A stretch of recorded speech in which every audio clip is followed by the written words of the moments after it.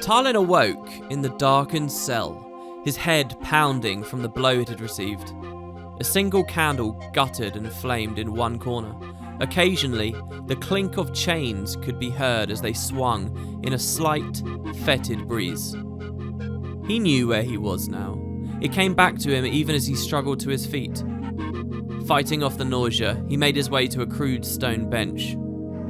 I've been taken by the Emperor, but for what? His thoughts were interrupted by a low moan that came drifting down the corridor outside of his cell door. Suddenly, he was glad for the obvious strength of his cell door. I have been left to die, he thought incredulously. They did not even bother to strip me of my possessions. Indeed, upon self-examination, Tarlyn found that he still carried his dagger and his pouch of money. It seemed that the Emperor had no fears of his escape. And why should he? He did a quick circumspection of the room, finding that except for the slime-covered walls and floor, no water or food had been left. A slow death indeed.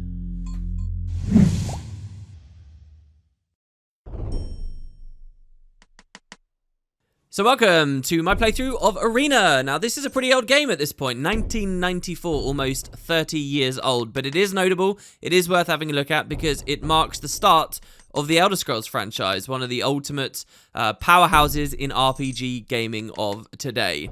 Everything you know about this anthology, well, it all starts back here. I do have some quotes from an interview the developers gave 18 months after Arena came out, so these quotes themselves are super old too, where they talk a little bit about the development I thought would be interesting as we go in. First of all, they say that they had 12 people making this, pretty much. 6 programmers, 2 designers, and 4 artists. That's it. And of course the various other people who come and go on a part-time basis just to help out for specific projects. So that's an actual quote from the leads there.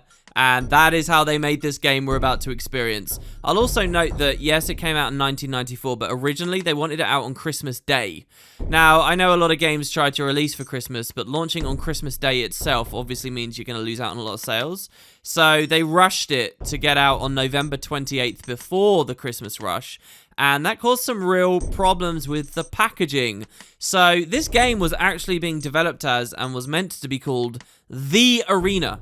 The Elder Scrolls 1, The Arena.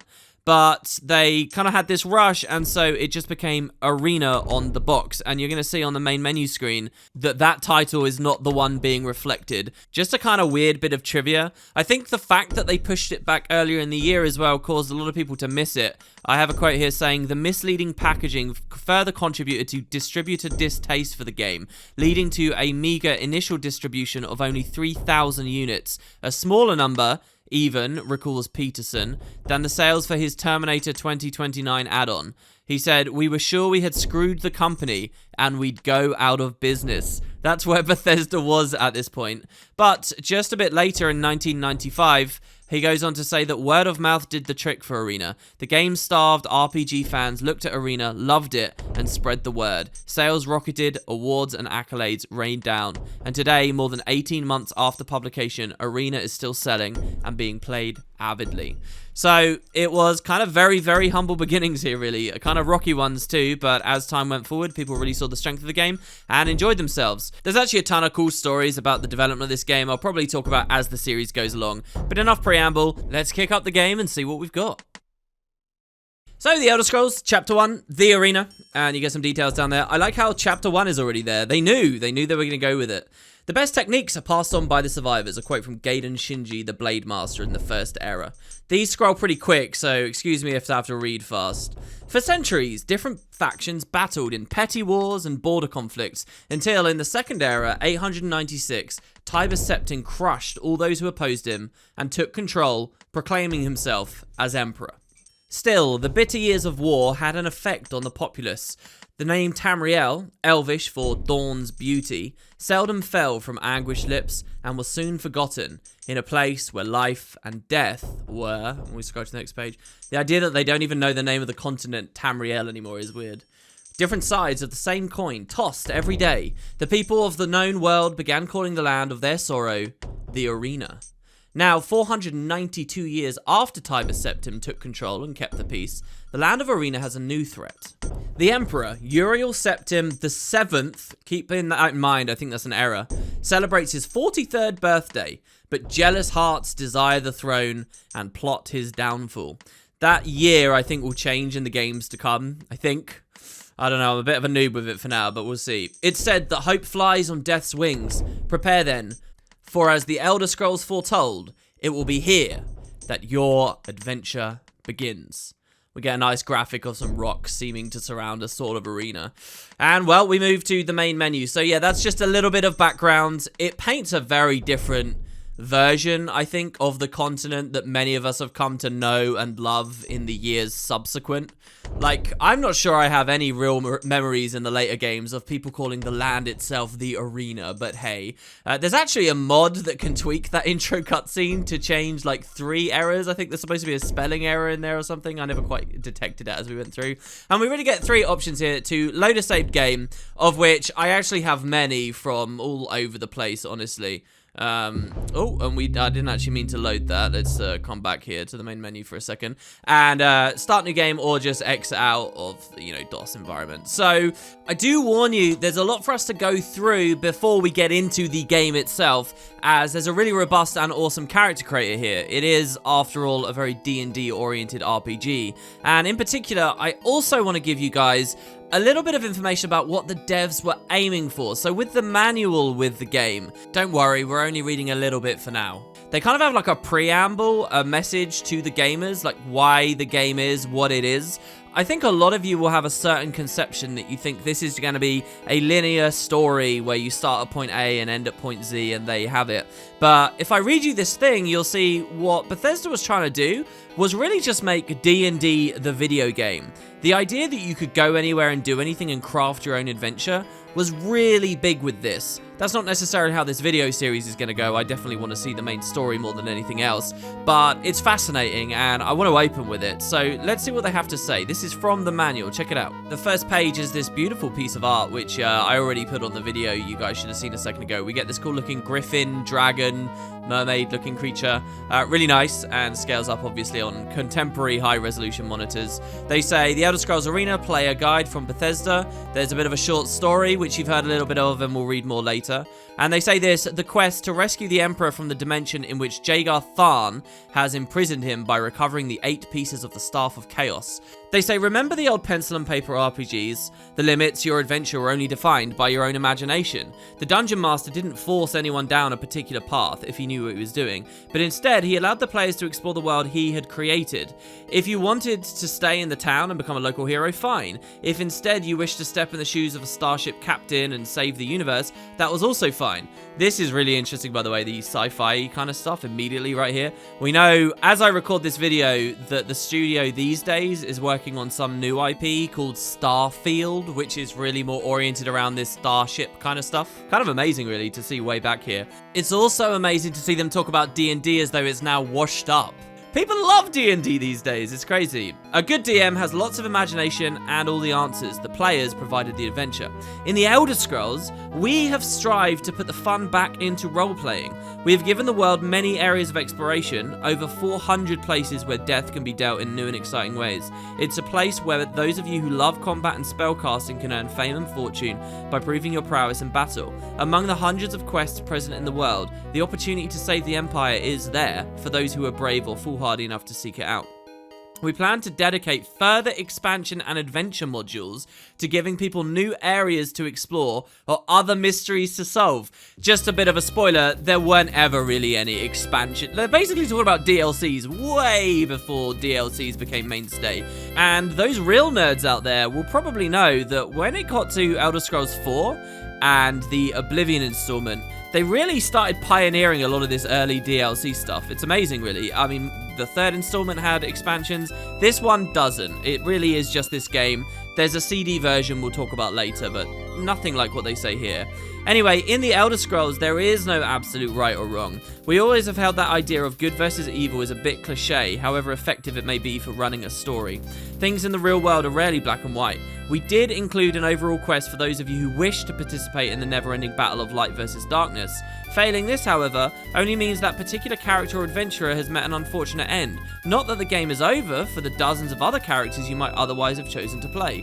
If you wish to become a thief who robs innocent nobles, fine. If you wish to play a warrior who makes it his mission in life to kill these thieves, that's fine too.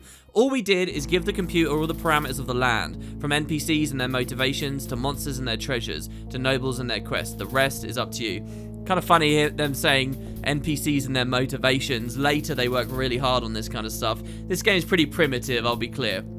So this next paragraph really is just about the main story, which we can skip. And then around here, they get back to a little note again, which I'm interested in. They say, creating a CRPG for the first time, note this is the genre they self-declared themselves, was a sometimes frustrating, always exciting, and wholly enjoyable process. Many nights were spent discussing different aspects of the game, trying to make sure that you, the consumer, would get a journey within the most realistic fantasy environment possible without being forced into yet another boring world. This, again, is really like the ethos of the whole franchise, trying to build a realistic fantasy environment.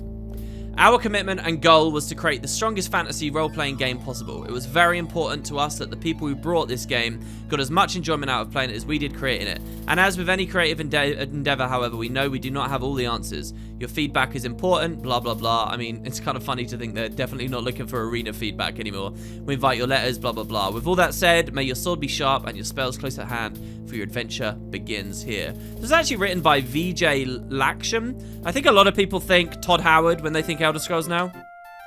But he was the chief designer at the time.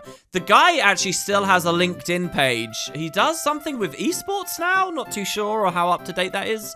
But yeah, that's some of the talents behind it. And that is what they were going for. What I'm really trying to get across to you guys is that this game wasn't just about the main story as we're going to be playing. It was about roaming around and doing whatever. Like, it was a backdrop for your roleplay and any number of decisions you might like to make. The truth is that a lot of those elements of the game are really thin, and the most, gratifying part of it is to just do a beeline through the main quest. But that was their idea.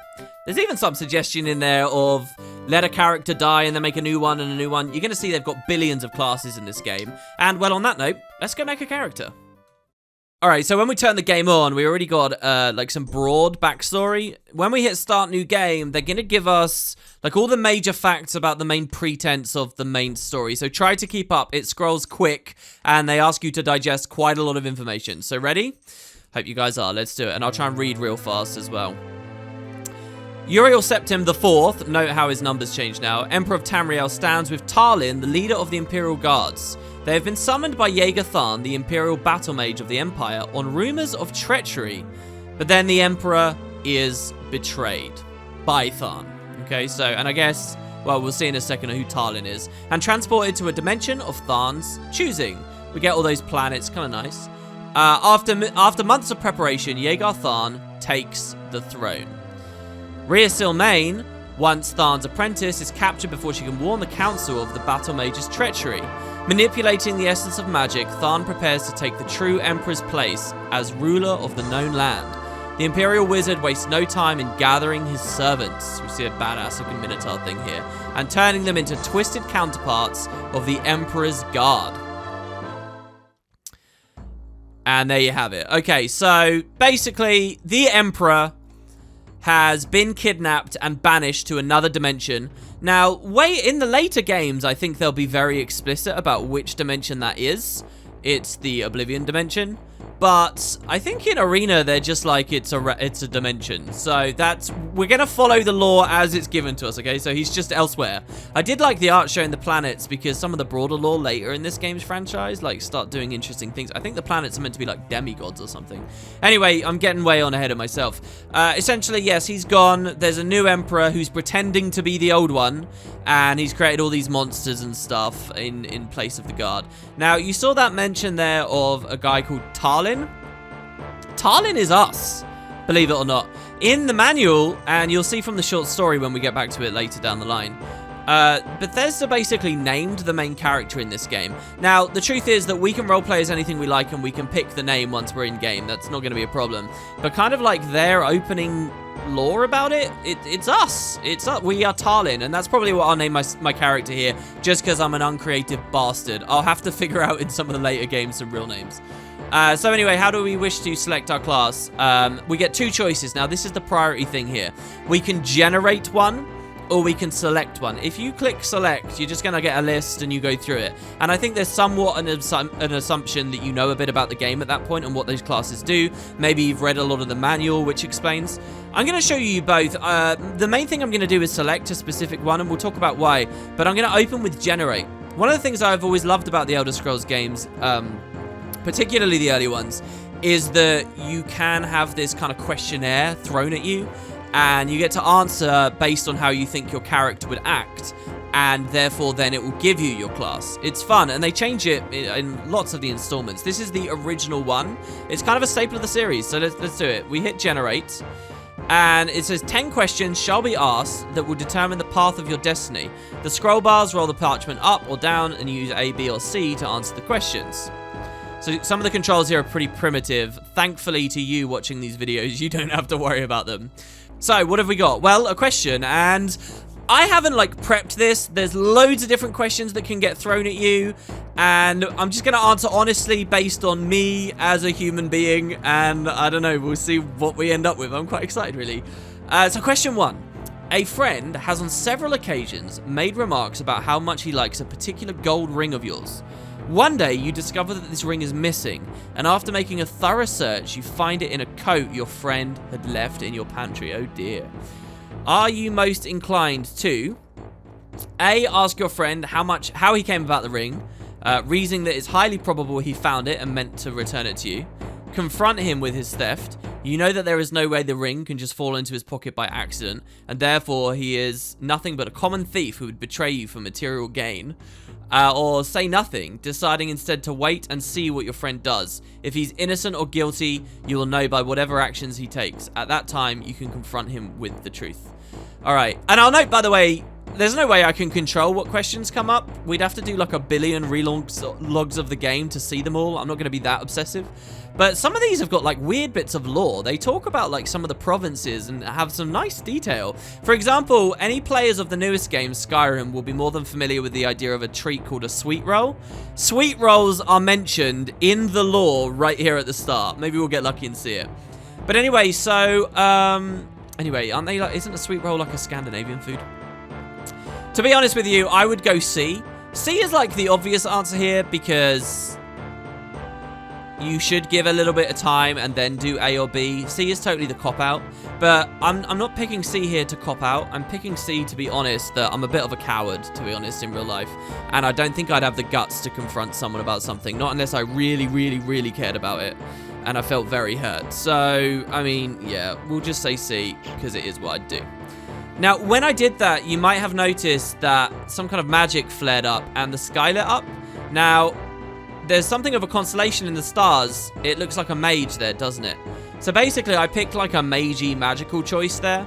I kind of like this graphic because it's fun, and the idea of having a star sign and stuff is a big part of this franchise as it goes forward, so it's nice to see some early moments of that. But it's also kind of ruins it a bit because now I feel like I'm on the mage path. I feel like it's spoiling the results. And, you know, if you pick a different one, maybe sometimes you'll see some other constellations come up. But, yeah, all right, so let's read the next thing. And scrolling on these is awful. I've tried so hard to find a keybind, and I just have to click. Like, so you click on the upper roll to make it move down, and click on the lower roll to make it move up. It's just a nightmare, honestly, guys. The first time I ever played this game years ago, I genuinely got stuck here on Character Creator because I couldn't figure out how to scroll the goddamn thing. Alright, this question is really simple. On a clear day, you chance upon a strange animal. Its leg trapped in a hunter's claw snare. Judging from the bleeding, it will not survive for long. Do you draw your dagger, mercifully ending its life with a single thrust?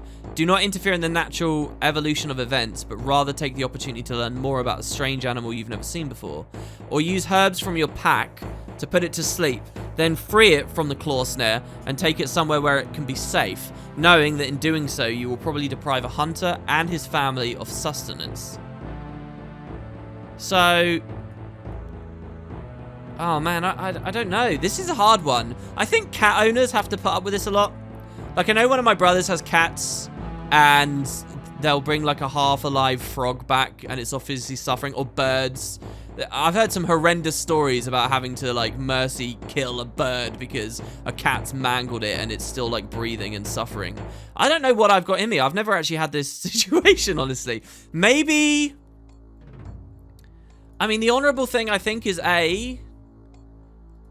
I don't know how bountiful the lands are. I don't know how much food the hunter's got. If I have herbs to actually help it out and it's convenient, I like the idea of saying C. I'm going to go the rangery C. All right, I'm going to do it. There you go. Look, and see, we see like a thiefy character up there now. Your father and you are returning from the town market when you see a small boy running from a store. In his hands, he clutches a loaf of bread. Behind him, races the baker with a cleaver in his hands. You know that the boy must be hungry, but the town is suffering from a drought, which has made food valuable. Do you? Wait, let me reread. I just see a small boy. Look, I don't care if he's a small boy, it's thieving. Side with justice and urge your father to stop the boy. Help the poor waif by running into the baker's way, or stand out of the way and see what your father decides, trusting his experience. So it feels like the option C is always like this passive thing, like deliberation kind of thing, which is obviously going to be magey here. I think it's really obvious which is mage, which is like medium armor, and which is warrior. I'm actually going to pick the honorable one here. I would side with justice and urge my father to stop him, for sure.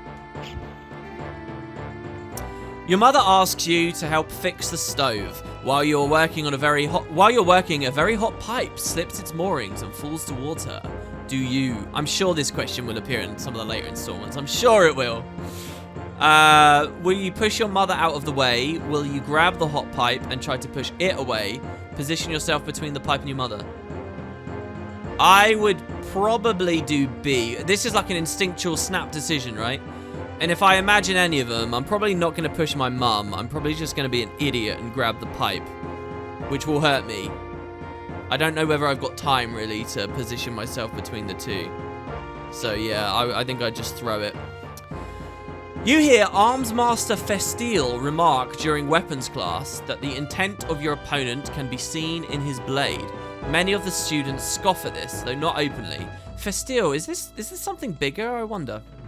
Do you feel that the disrespect the students show at this points to something which they do not understand, and therefore causes you to focus your efforts on understanding it all the more?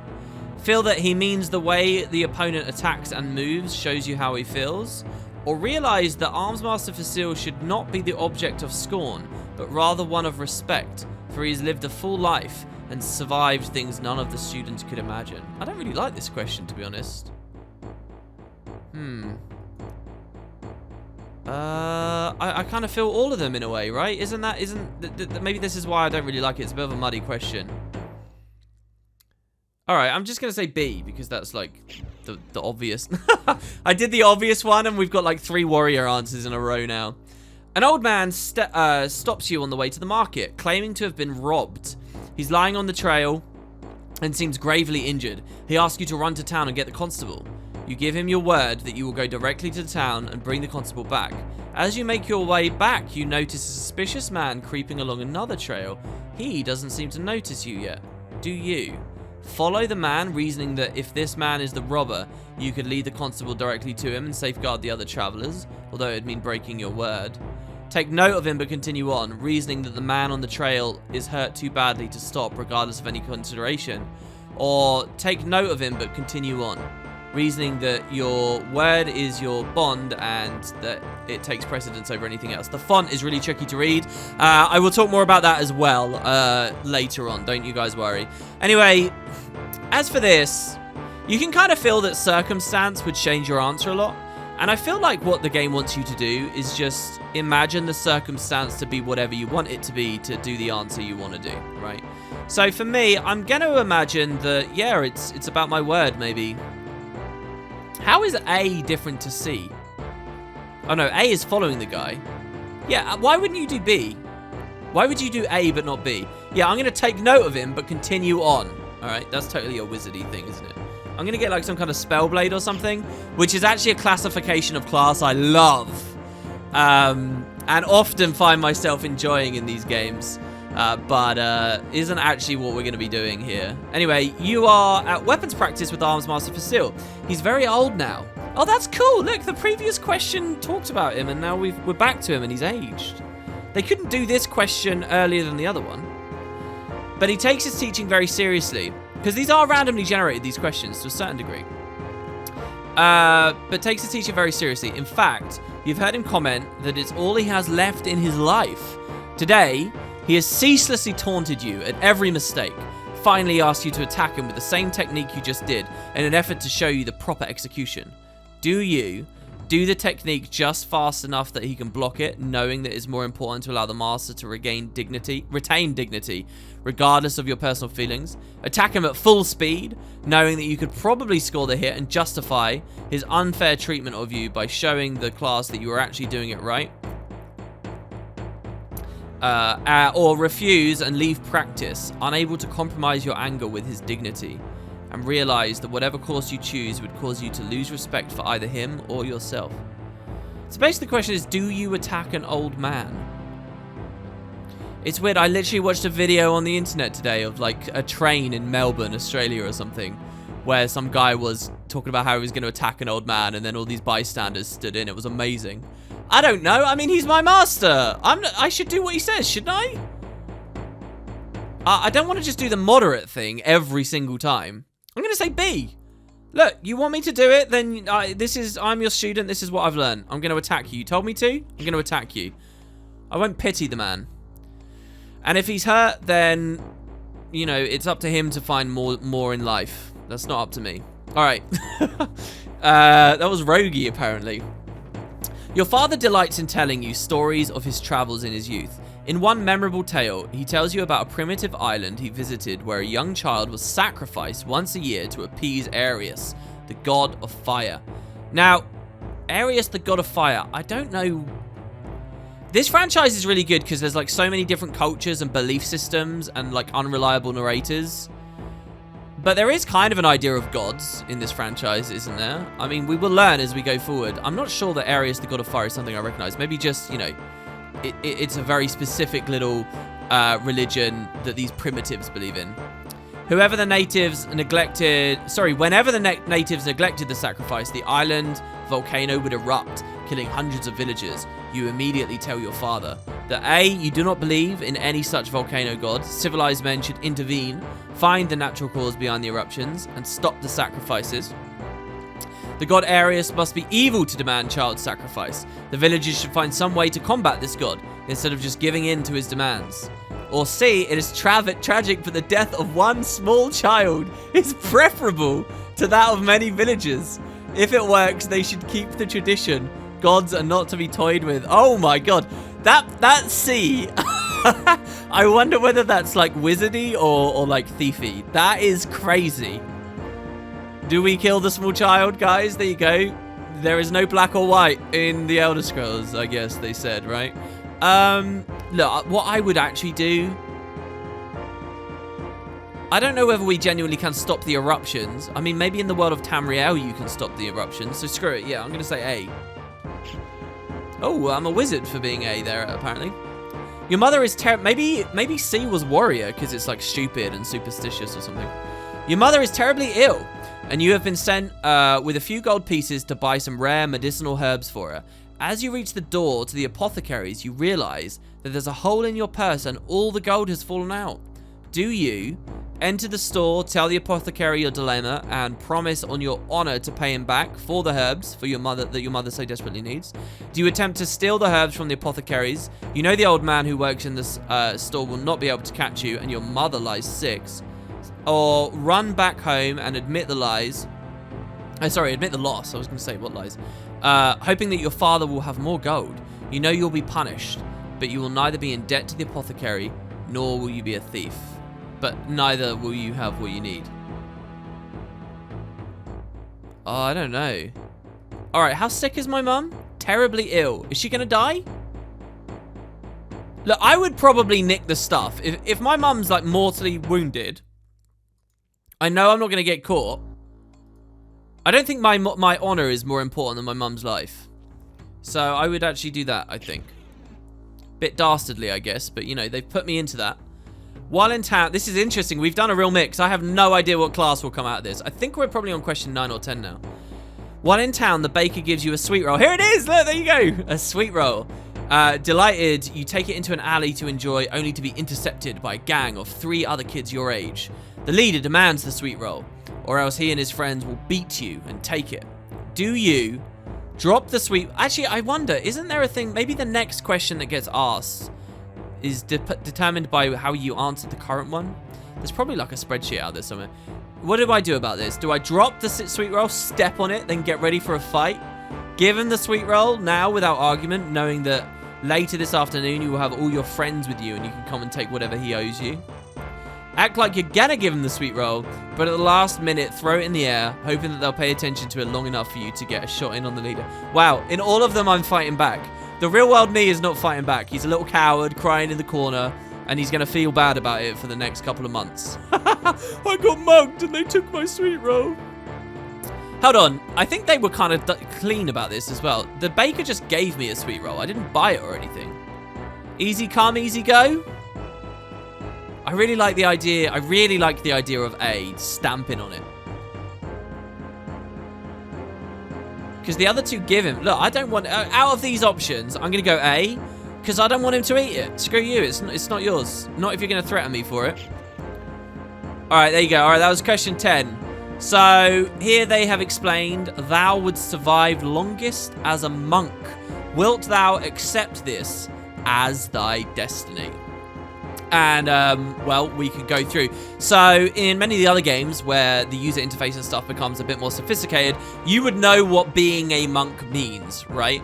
As for us, we have to go to the manual to do that, and it has a really great section about it. So here, let's just swap over and I'll show you guys. So here in the manual, you can see a little bit of an explanation for the monk, which I just earned. Now, the monk is actually one of the warrior classes, okay? So warrior classes and their subclasses are the strong arm of the empire. They are versatile and useful in most situations, since there's no question that any problem can be solved with a sword.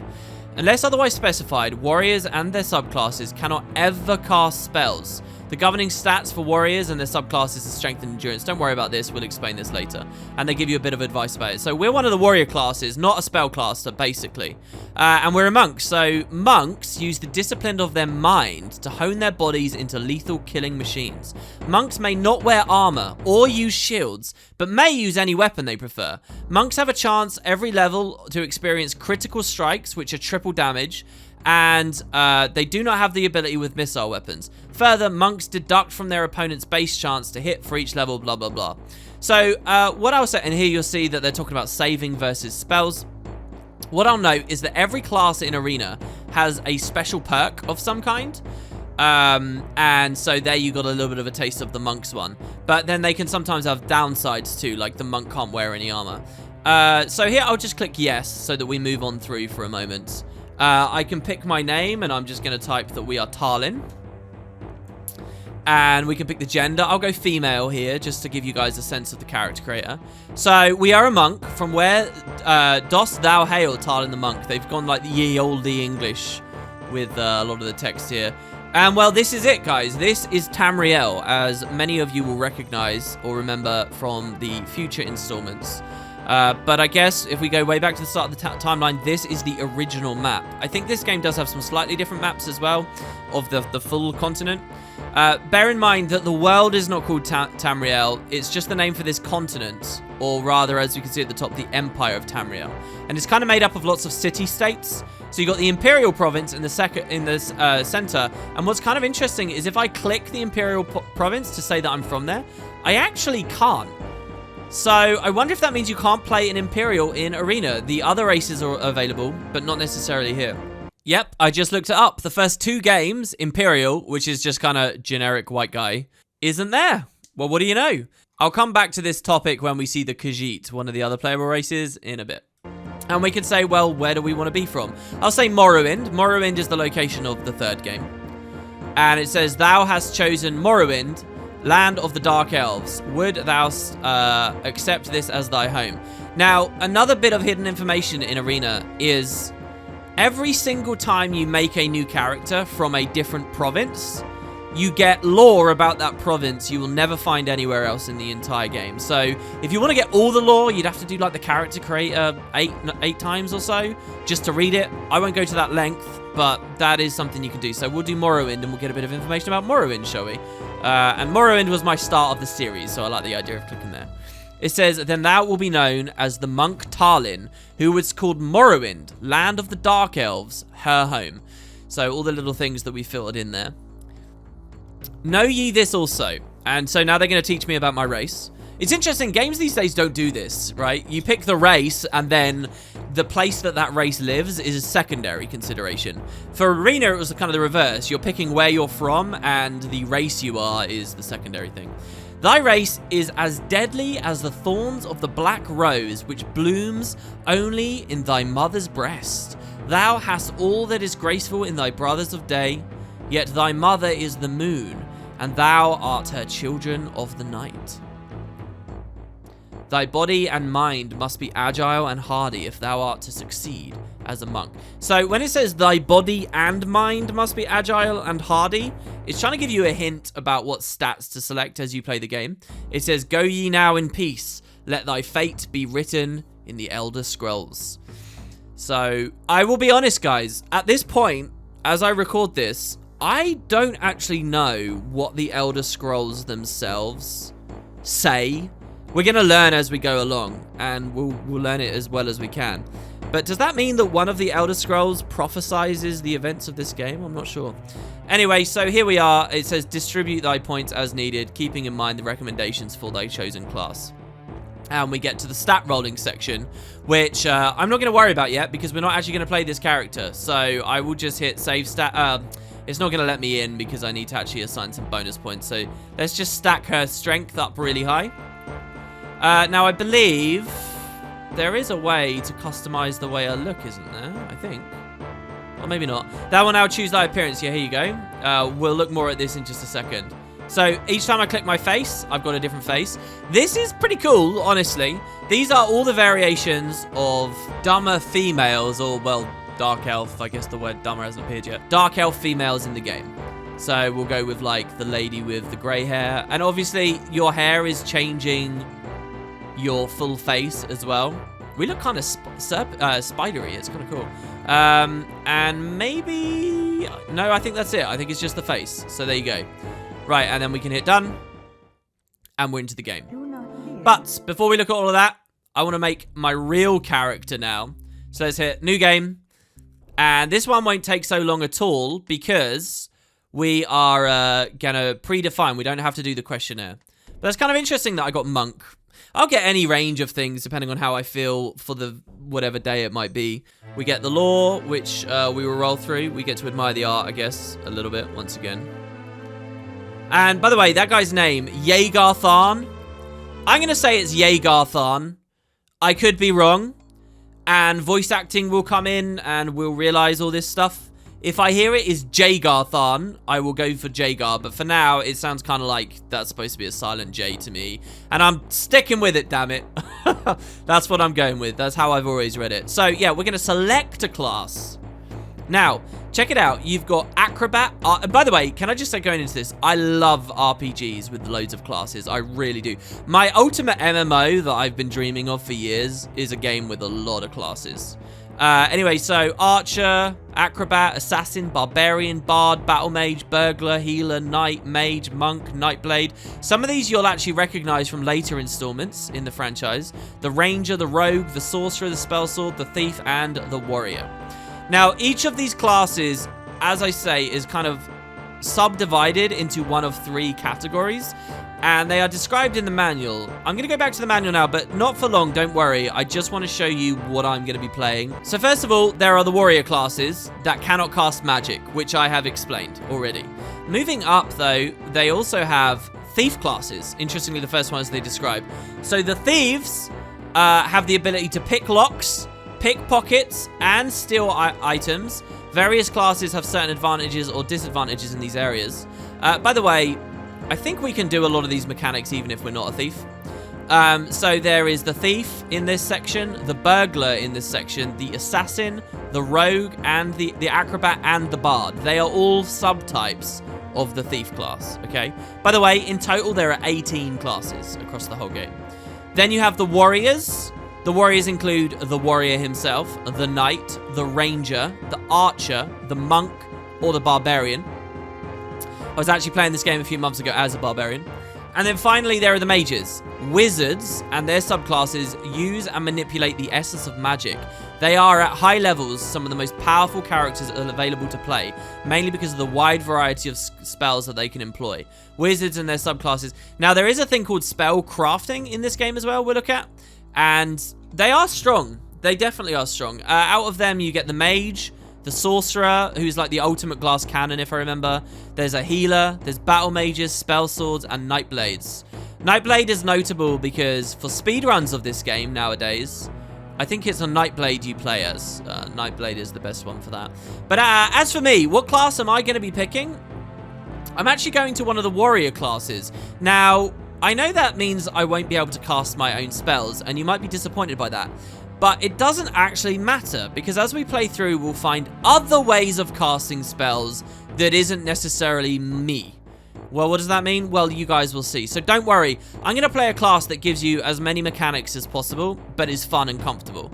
And is also a pretty good beginner class, because this game's pretty punishing. I'm going to pick the ranger. Now, when you think ranger, you probably think longbow, you think pets, something like that. Ranger in this game is more like Aragorn from the Lord of the Rings. It's, you know, it's a tracker, it's a wilderman.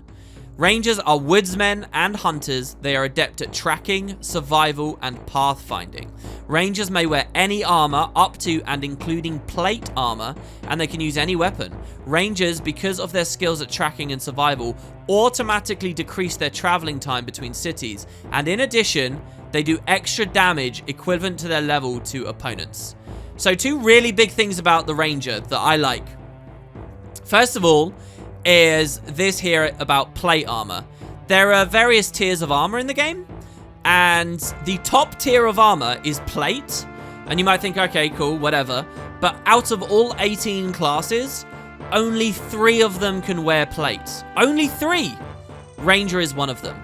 So plate is cool, not just because it's really good defense, but you can enchant plate. So yeah, we can play with magic and stuff because we can wear magical items because we have plate. So that's huge. And then this here as well is really brilliant too. Rangers do extra damage equivalent to their level to opponents. Basically, just from leveling up, we get more and more damage compared to other classes. You can be a really, really dangerous ranger with this. So yeah, very nice. We can get any shield except the very top tier one. We can wield any weapon in the game. We can equip any armor in the game. So we can just do pretty much everything. And then it tells us here what our starting health will be, which is we start with 25, and then we get to roll an 18-sided die, right, a D18, to randomly get even more health on top. So the maximum amount of health we can get there is 25 plus 18. And I think there's somewhere like 40-something, 43, right? Wait, 43, 48? I think it's 43. So there you go. Choose thy class, Ranger. What will be thy name, Ranger? It will be Tarlyn. Oh, okay, I'm typing badly there. Don't worry. There'll be an explanation of that later. Choose thy gender. I'm going to play a male, just want to be clear. Mostly just because I am male, but supposedly you get more stats for that too. The last question is, where do I hail from? Well, I'm not going to pick Morrowind this time. Again, each race in the game, they have lots of lore and stats and stuff in the manual, but they have special bonuses too. They're less important than the class bonuses. But where am I going to be? I'm going to be from Hammerfell. I've actually got like tons of reasons why I want to be from Hammerfell. I want to be from Hammerfell, number one, because it's one of my favorite excitements of a continent. I know that a lot of stuff that happens in the second game is to do with here. Back when I used to follow Oblivion a lot on Oblivion modding, there was a project to add Hammerfell to Oblivion, which was so exciting, and I don't think it really went anywhere. But there's even a gameplay reason to be from Hammerfell here. It's good to start the game from Hammerfell. Some of the earliest story will be taking place here. And being a Redguard, that is the race of the people from Hammerfell, is actually really strong. Then that will be known as the Ranger Tarlyn, who would call Hammerfell, land of the Redguards, his home. So let's learn a bit about the Redguards. Know ye this also? Thy race is a people without a past, for in the Tiber War, Thou wert stalwart guardians of Hammerfell. As time moved on, thy people held on to the ground for which they had shed tears of blood, and now the land, and the strength and the endurance of the rock itself, is thine own to command. So wait, what are they saying? The people of Hammerfell defended this? They're not a part of the Empire, or they're a city-state like no other, I guess? Thy body and mind must be strong and intelligent. That intelligent thing we're going to ignore, don't you guys worry. But so, yeah, what does being a Redguard mean? Well, it says going ye now in peace. Let's read a little bit about Redguards and get in.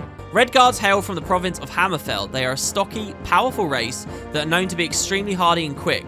Legend has it that the Redguard are innately more proficient at weapons than any other race. So remember, I'm playing a class that can use any weapon, and I'm a race that's very good with weapons. Check it out. Redguards receive 1/3 of their level as a bonus to hit and damage with any melee weapon. So, not bows. They are excellent in all arts concerning the blade and shield. So get this, every time I level up, I get more damage because I'm a Redguard, because I'm a ranger, and every 3 levels, I get more damage because I'm a Redguard. So a Redguard ranger is just a brilliant way to play like a comfortable, startery kind of character as we go forwards. The other thing I'll note about the classes in this game is they are deliberately designed that some of them are weak. Like, I'm not joking. Some of them are deliberately made. It's like, okay, this is a bad class. It's not very good. But what did Bethesda do for you? If you're playing a weak class, you get more experience. You level up faster. So that is a consideration, right? Like, it kind of allows you to turbocharge. I think Rangers are somewhere in the middle of the bell curve there, but this synergy I'm doing should be pretty good. So it says distribute thy points as needed, keeping in mind thy recommendations for thy chosen class. So here's our attributes. We get strength, intelligence, willpower, agility, speed, endurance, personality, and luck. So first, strength. You'd think this is like a be-all, end-all stat, right? It's actually not that important. We just want to keep it high enough that we don't have penalties. So can you see on the right it says damage +0? We don't want that going into the negatives, okay? So you can put a bit of strength in, and if we stack enough points, you'll see it says damage +1. That +1 is like what I'll be getting from leveling up, right? And then I need to go loads more attribute points to finally get to +2. So just don't want to have any penalties to our strength, really, and we'll just slowly build it as the adventure goes along. Intelligence, that's really just to do with spellcasting. So, and if you were a spellcaster, you'd want to max it really quickly.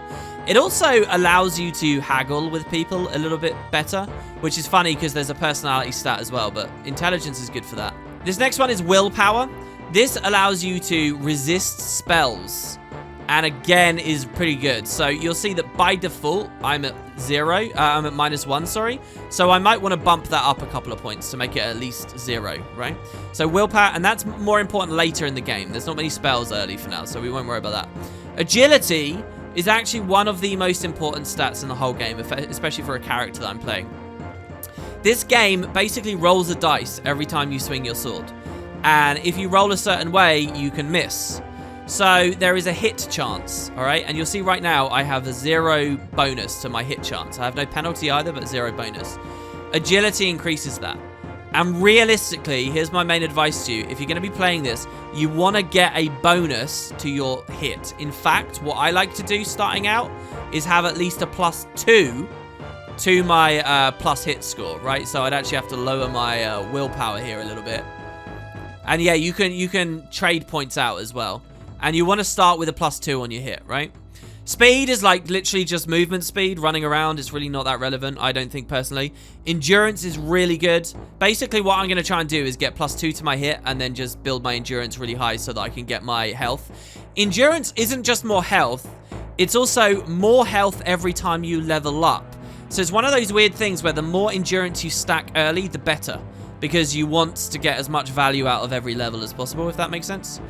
Personality is really rubbish, all right? I know there's the idea of being a bard or whatever, but it literally just changes vendor, like haggling, and the haggle system is so rubbish that it's really, really pathetic. And then luck supposedly does a bit of everything, but I'm not going to worry about that too much. So yeah, mostly I'm going to get maybe a bit on strength, agility, and endurance, but you notice I don't have any points to play with. Well, here's the thing. If I hit escape, I can re-roll. And what re-rolling will do is change the number of bonus points I'm given and all my other stats too. So here's the thing. Do you see how I have health +1? If I re-roll again, now I have health +2. If I re-roll again, I have health +1. And if I re-roll again, that can change. A lot of these are shuffling around. And in fact, if you look at my health stat there, it says I've got 35 and now I have 40. Can you see I have 40? Remember what I said before, that our potential highest is 43? So that's actually pretty good. But what I want to do is get bonus points more than anything else for now. So I'm going to re-roll until I get a lot of them. I got 5 that time. I got 10 that time. If you think about it, this is like getting lots of level ups, which is really kind of insane. So there I got 15, but I only have 30 health, so I'm not that interested in that. There I got 11, but 27 health. And that's the main thing I'm looking at. I want to look for lots of health, and I want to look for lots of bonus points. And I'm going to cut the video because you don't need to watch this section. But re-rolling like this is really nice. The more, as I say, you can dump into endurance early, the better. So here, this is excellent, okay? I got 17 bonus... I don't even have to cut the video. I got 17 bonus points and I have 40 health. That's a really nice start. I believe my last playthrough, I had 19 bonus points at the start. But I'm beginning with a good amount of health, so that's nice. All right, so check it out. Our magic defense is now a little bit lower. But I think we should be okay. So agility, I'm going to stack bonus points into agility until I have +2 to hit, which we do have there now, which is great. And now what I'm probably going to do is go a bit more on the endurance. I could put that all the way to... if I go to strength 50, will I get +1? No. Do I want a bonus to my strength maybe? Right there, for example. And then get a little bit more health with endurance. Something like that. That might be quite nice. And then we won't worry about the luck too much. In fact, actually, hold on. If I do it this way, I think I get +2 to damage. Oh, no, I don't get +2 to damage. Let's dip the strength down and make sure we have endurance high instead. I prefer that idea because, again, it will pay off more over the long run. Okay, so we got health +2 every level. I think this means we'll get +2. Our magic defense is a bit rubbish, but that's okay. We won't get too much magic against us. That's a good roll there, I think. Starting with 40 health and stuff. I'm pretty happy with that. Don't think there's much more we need to do. So now we hit save stats. You could reroll for ages if you want. We get to choose our appearance, so we can see what kind of... Oh my god, that guy. He looks like Frankenstein. What kind of red guard we want. I like that dude. He's got a cool headband. I think the guy with the dreads, like the quite thick dreads, was who I picked before. That guy's got a really weird head. Should I play the guy with the Frankenstein head? I think I will, actually. Yeah, let's do it. All right, there you go. Brilliant. And we're into the game. So, this is going to be a really long cutscene from Rhea Silmain, where she just dumps exposition on you. And I feel like we've taken a hell of a lot on board already. So, we'll watch this at the start of the next episode. I do want to show you guys what the game itself looks like, though, here in the prison. This, guys, is it. So, I'm going to end the video here. We are ready to play Elder Scrolls Arena and really get to grips with what's going on with the story, starting in our dungeon cell. Throughout this series, in the video description will be a link to the playlist. If you click that link, it will roll through all the videos as they're released and you should be fine. And I will see you very shortly. Ta-ta.